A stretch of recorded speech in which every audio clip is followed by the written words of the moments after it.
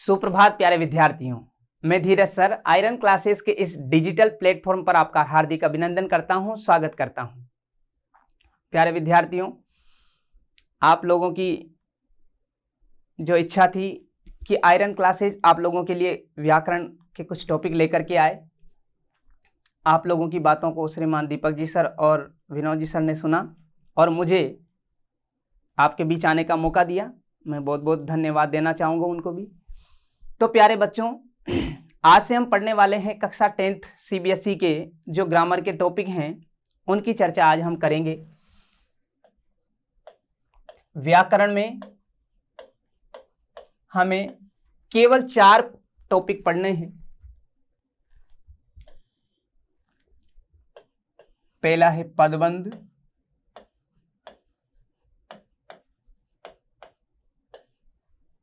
दूसरा है रचना के आधार पर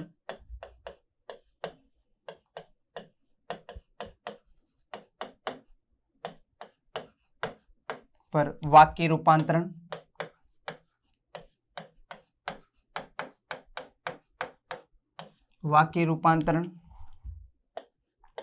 तीसरा है समास, चौथे हैं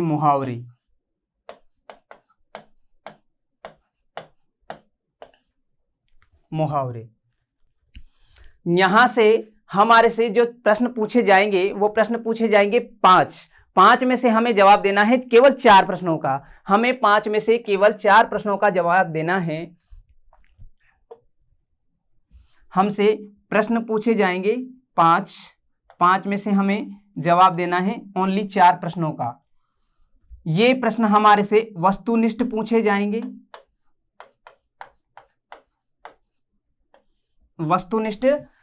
जाएंगे, तो आइए सबसे पहला जो टॉपिक है हमारा पदबंध, उसकी शुरुआत करते हैं। जानते हैं कि पदबंध क्या होता है। हम बिल्कुल नींव से पढ़ेंगे और हमें पेड़ बना करके फल की प्राप्ति करनी है।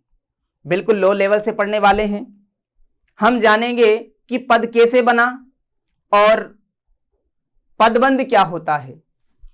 तो हमारा आज का जो टॉपिक रहने वाला है वो है पदबंध।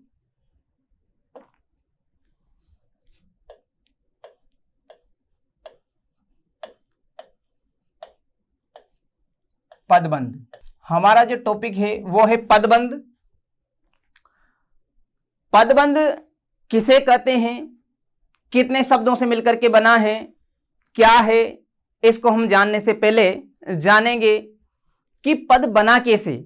सबसे पहले हम जानेंगे वर्ण, फिर शब्द, फिर वाक्य, फिर पद। आपसे पूछा जाता है कि भाषा की सबसे छोटी इकाई क्या होती है, तो आपका सबसे पहला जवाब होना चाहिए कि भाषा की सबसे छोटी इकाई, बात करें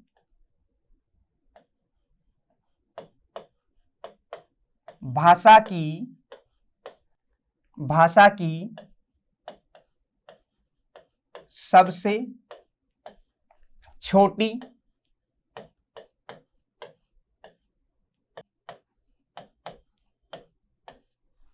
की सबसे छोटी इकाई वर्ण होती है।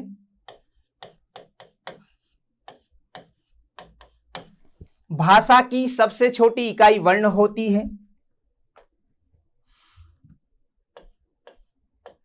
लिखित भाषा की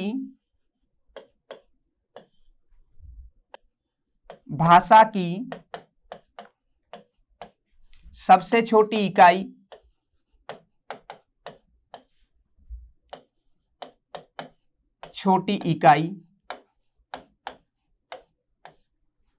वर्ण होती है।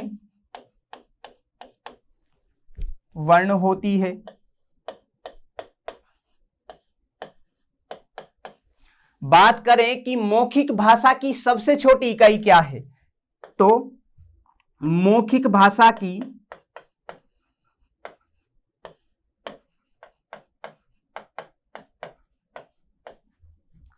सबसे छोटी इकाई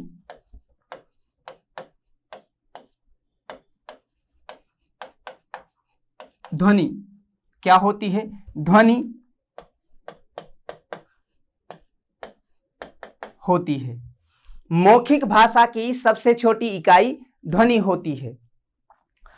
तो भाषा की सबसे छोटी इकाई की बात करें तो भाषा की सबसे छोटी इकाई हमारे पास होती है वर्ण। क्या होती है प्यारे बच्चों? वर्ण।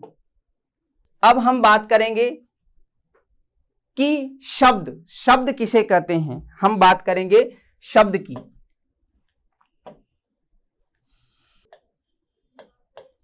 बात करते हैं हम शब्द की। शब्द किसे कहते हैं?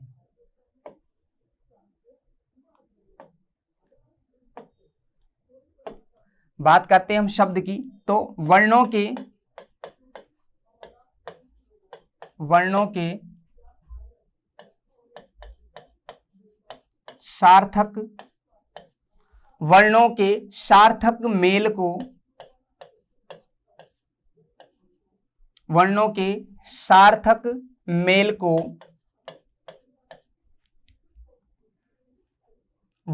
सार्थक मेल को शब्द कहते हैं। वर्णों के सार्थक मेल को शब्द कहते हैं। जैसे बात करें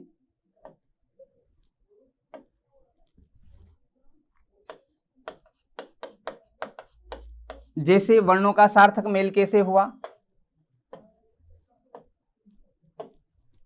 जैसे क म ल। जैसे क म ल ये वर्ण हैं। जब इन वर्णों को आपस में मिलाएंगे तो हमारे पास एक शब्द बन जाएगा, वो बनेगा क म ल।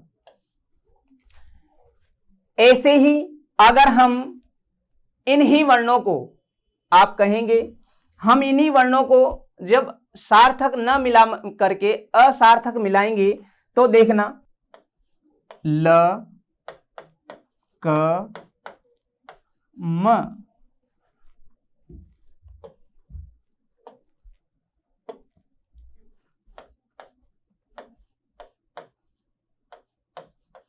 लकम।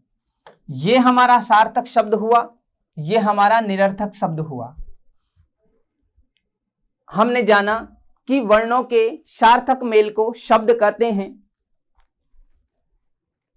और वाक्य किसे कहते हैं? तो हम जानते हैं वाक्य। अब बात करते हैं वाक्य की। शब्दों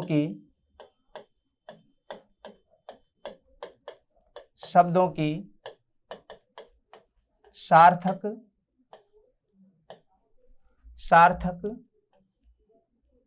समूह को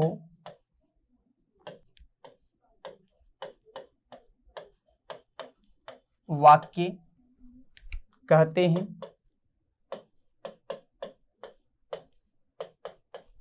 शब्दों के सार्थक समूह को वाक्य कहते हैं। जैसे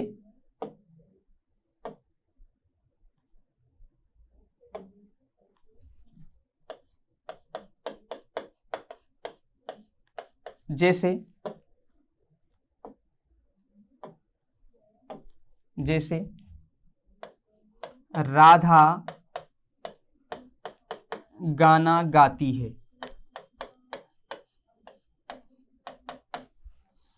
जैसे राधा गाना गाती है। मोहन खेलता है।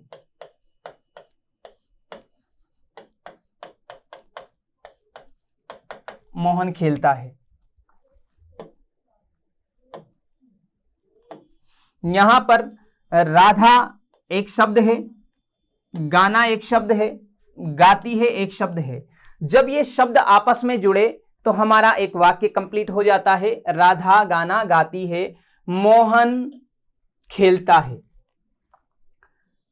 अब हम बात करते हैं पद की कि पद क्या होता है। फिर हम पद को जानने के बाद में जानेंगे कि पदबंध क्या होता है। हम जानते हैं कि पद क्या होता है।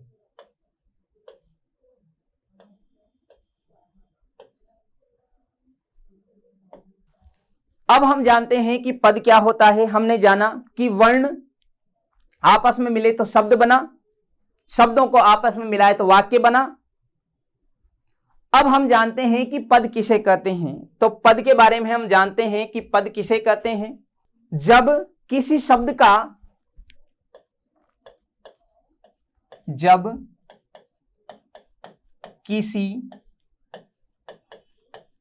का वाक्य में प्रयोग किया जाता है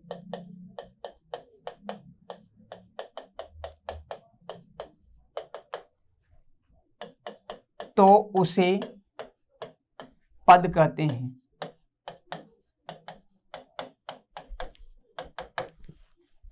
तो उसे पद कहते हैं।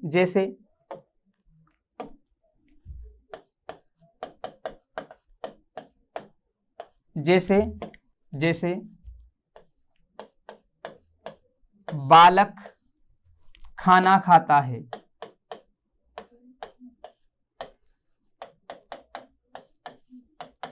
जैसे बालक खाना खाता है।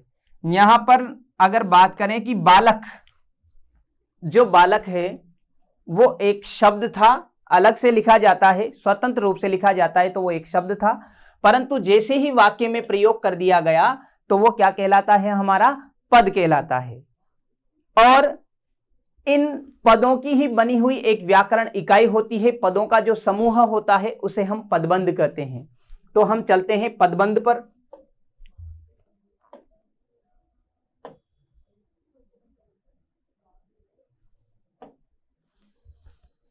हम जानते हैं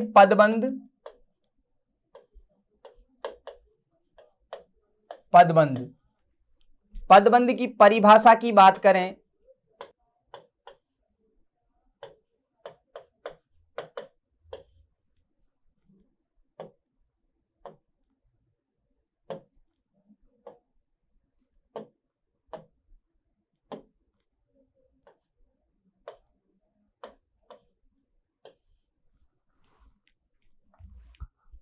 पदबंध की परिभाषा की बात करते हैं, जब दो या दो से अधिक पद मिलकर एक व्याकरण इकाई का काम करें तो उसे बनी हुई व्याकरण इकाई को पदबंध कहते हैं।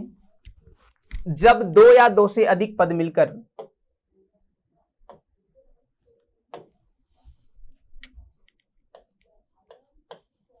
जब दो या दो से अधिक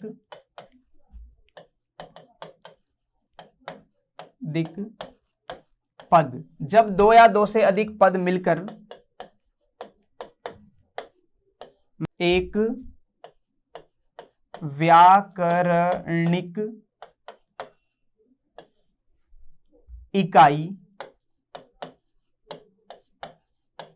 का कार्य करते हैं, व्याकरणिक इकाई का कार्य करते हैं,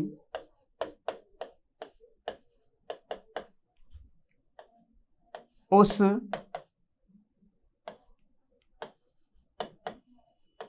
बंधी हुई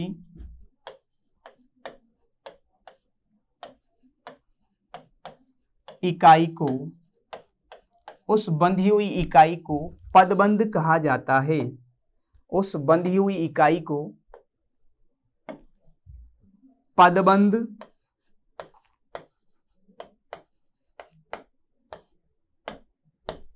उस बंधी हुई इकाई को पदबंध कहते हैं। उस बंधी हुई इकाई को पदबंध कहते हैं। पदबंध एक वाक्यांश होता है, ये अधूरा वाक्यांश होता है। हमने कहा कि जब दो या दो से अधिक पद मिलकर एक व्याकरण इकाई का काम करते हैं उसे बंधी हुई इकाई को पदबंध कहते हैं। उस बंधी हुई इकाई को क्या कहते हैं? पदबंध कहते हैं। जैसे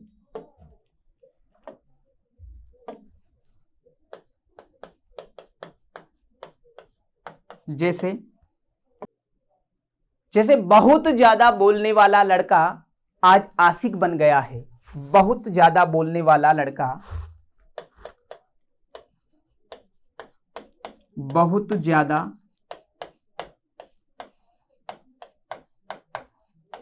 बोलने वाला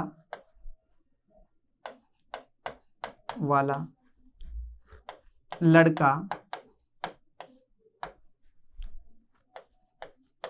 आज आशिक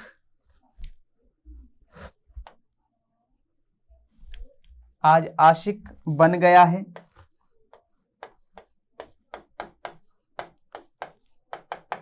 आज आशिक बन गया है।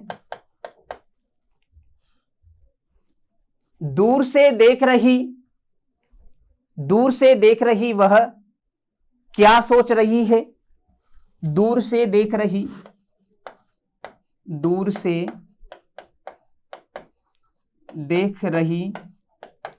वह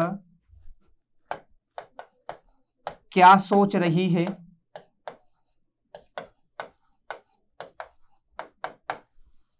दूर से देख रही वह क्या सोच रही है। यहां पर बात करें बहुत जोर से बोलने वाला लड़का, अर्थात व्याकरण की दृष्टि से देखेंगे कि लड़का, व्याकरण की दृष्टि से लड़का क्या है। ये बहुत सारे पद हैं और पदों की व्याकरण इकाई, इससे लड़का शब्द से उसका बोध होगा, वही हमारा पदबंध कहलाएगा। दूर से देख रही वह, अब वह व्याकरण की दृष्टि से क्या है इसके बारे में हम जानेंगे। हम बात करते हैं कि पदबंध कितने होते हैं, तो पदबंध होते हैं 5 प्रकार के। पदबंधों के कितने भेद होते हैं प्यारे बच्चों? 5 भेद होते हैं। पदबंध के भेद,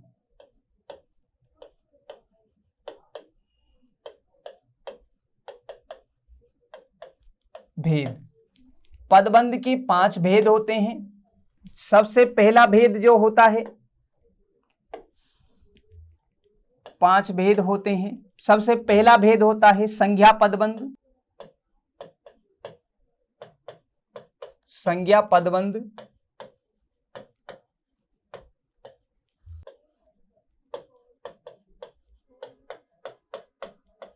सर्वनाम पदबंध। तीसरे भेद की बात करें तो वो है विशेषण पदबंध।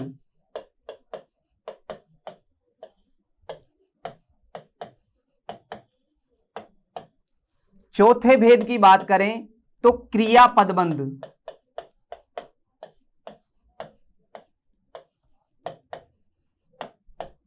और 5वें भेद की बात करें क्रिया विशेषण पदबंध। क्रिया विशेषण पदबंध, ये हमारे पास पदबंधों के 5 भेद हो जाते हैं। बच्चों, सफर में मुश्किलें आए तो हिम्मत और बढ़ती है, रोके कोई रास्ता तो जरूरत और बढ़ती है, बिकने का इरादा हो तो घट जाता है दाम अक्सर, ना बिकने का इरादा हो तो कीमत और बढ़ती है। हमें बिकना नहीं है, हमें हमारी कीमत को बढ़ाना है। तो सबसे पहले आज हम पढ़ेंगे संज्ञा पदबंध। संज्ञा पदबंध किसे कहते हैं? संज्ञा पदबंध के बारे में हम जानते हैं। संज्ञा पदबंध, जो सबसे पहला पदबंध है हमारा, उसका नाम है संज्ञा पदबंध।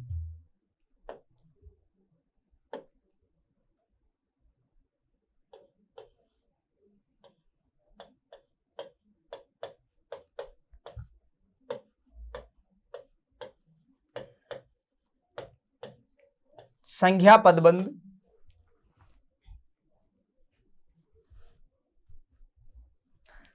संज्ञा पदबंध की परिभाषा की बात करें तो संज्ञा पदबंध की परिभाषा होगी, जब कोई पद समूह जब कोई पद समूह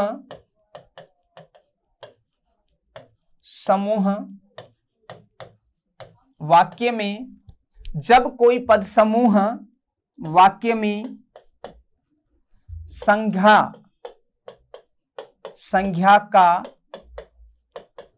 कार्य करे तो उसे संज्ञा पदबंध कहते हैं। तो उसे संज्ञा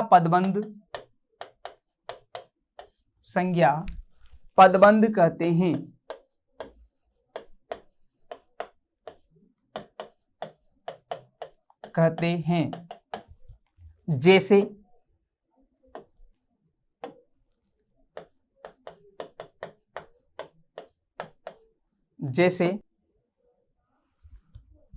जैसे बात करें, हम संज्ञा पदबंध की बात करेंगे। बहुत जोर से बोलने वाली लड़की,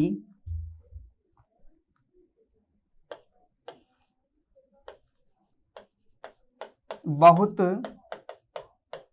जोर से बोलने वाली लड़की, बहुत जोर से बोलने वाली लड़की आज नहीं आई। बहुत जोर से बोलने वाली लड़की आज नहीं आई। दूसरा उदाहरण है हमारा, आयरन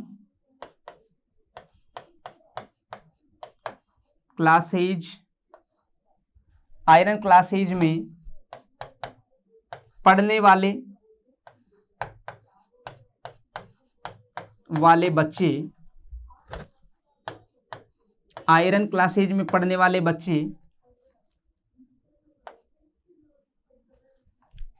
होनहार होते हैं।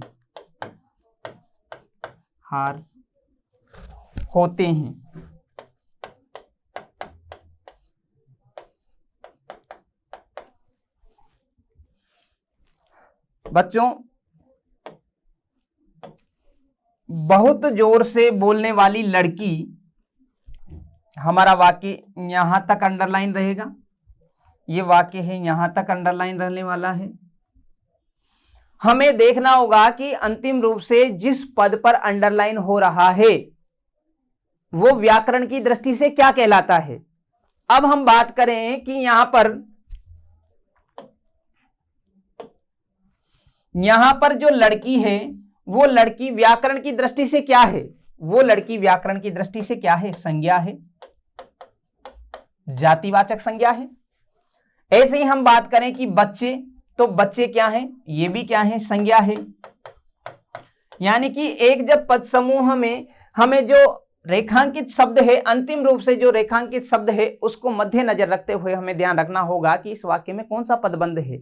हमने देखा कि बहुत जोर से बोलने वाली लड़की आज नहीं आई, तो उस लड़की जो शब्द है वो क्या है? एक संज्ञा शब्द है, और संज्ञा शब्द है तो ये वाक्य कैसा कहलाएगा? हमारा संज्ञा पदबंध कहलाएगा। ऐसे आयरन क्लासेज में पढ़ने वाले बच्चे होनहार होते हैं। जी हां, होनहार होते ही हैं। तो जो बच्चे शब्द हैं, यहां तक अंडरलाइन हो रहा है, यहां तक रेखांकित हो रहा है, तो ये जो बच्चे शब्द हैं, तो ये वाक्य क्या कहलाएगा? हमारा संज्ञा पदबंध कहलाएगा। इसी के साथ प्यारे बच्चों, आज की कक्षा को यहीं समाप्त करते हैं। आशा है कि आप लोगों को यह कक्षा बहुत अच्छे से समझ में आई होगी, और इसी प्रकार व्याकरण की वीडियो देखने के लिए जुड़े रहिए हमारे आयरन क्लासेस के डिजिटल प्लेटफॉर्म पर। इसी प्रकार की बहुत अच्छी व्याकरण की वीडियो आप लोगों के सामने आती रहेगी। धन्यवाद।